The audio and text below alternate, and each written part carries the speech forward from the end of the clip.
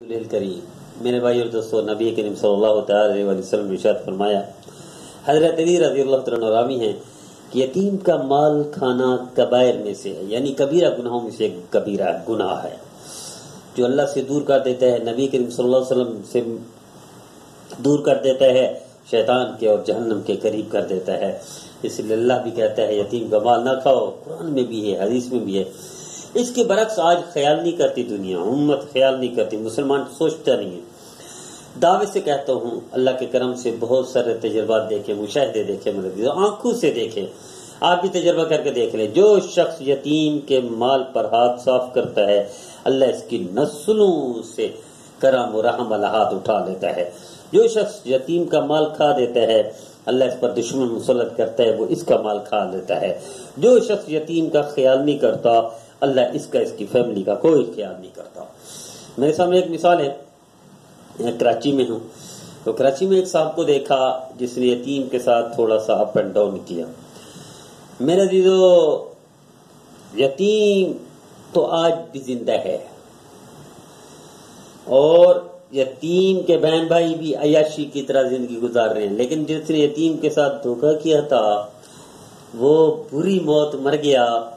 उसके बच्चे लावारिस होकर यतीम नहीं हुए, फकीर भिखारी बनकर जिंदगी गुजर रहे हैं। इसका आईनी शाहिद हूं कि उस बंदे को मैंने समझाया था, खुद मैं आंखों से देखा, हाल बता रहा हूं, उसका नाम नहीं बता सकता। उन्होंने कहा था कि यतीम है। यतीम भी कौन था? सगे भाई का बेटा और सगे भाई की बेटी, उनके साथ इसने हाथ साफ किया, उनकी जायदाद, उनके प्लाट और उनके मकान पर वो किया। अल्लाह ने चंद दिनों बाद इसको बुरी मौत से कब्र तक पहुंचा दिया और आज उसके बच्चे, उसकी बीवी दर दर ठोकरे नहीं खा रहे, दर दर भीख मांग रहे हैं, जबकि करोड़पति नहीं अरबपति लोग और अरबपतियों के फिर कई प्लाट, कई बिल्डिंगें, कई मकानात, कई जमीनें, सबसे अल्लाह ने वो कर दिया महरूम करके, उसके बच्चे भीख मांग कर गुजारा कर रहे हैं।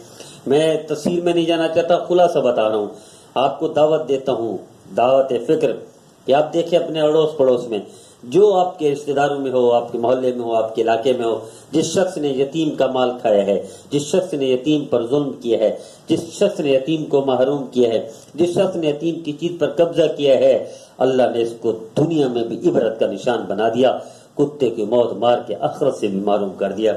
आइए हम तौबा कर लें और यतीम के माल से बचें। अगर ताउन नहीं कर सकते, यतीम के साथ अच्छाई नहीं कर सकते, यतीम के साथ भलाई नहीं कर सकते, यतीम का ख्याल नहीं रख सकते, तो मेरे अजीजों खयानत ना करें, उसको तकलीफ और दुख ना दें, उसका माल ना खाएं, अल्लाह आपकी नस्लों को पाल देगा।